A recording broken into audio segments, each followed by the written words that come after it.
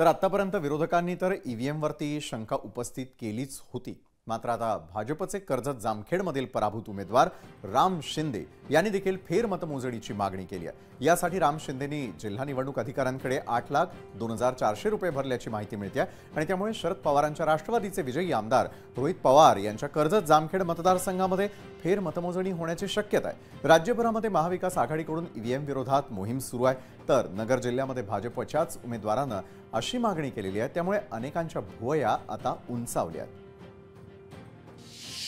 मतमोजणीच्या दरम्यान निवडणुकीचा निकाल जाहीर करण्यापूर्वी जे काही फेरपडताळणीचा अर्ज करावायचा असतो तो रितसर अर्ज दाखल केला, परंतु आरोनी माझ्या अर्जावरती कुठलाही निर्णय केला नाही आणि निर्णय करण्यापूर्वीच त्यांनी इलेक्शन कमिशनच्या अधिकृत वेबसाईटवरती निर्णय जाहीर केला आणि माझा फॉर्म हा रिजेक्ट केला।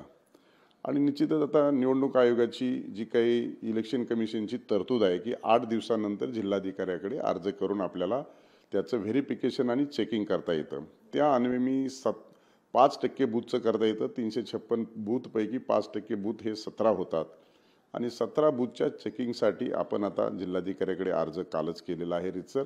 आता जिल्हाधिकाऱ्यांचा आणि राज्य निवडणूक आयोग आणि भारत सरकार केंद्र निवडणूक आयोग या संदर्भामध्ये आता पुढील आदेश पारित करेल, त्या दृष्टिकोनातून पुढील कारवाई होईल।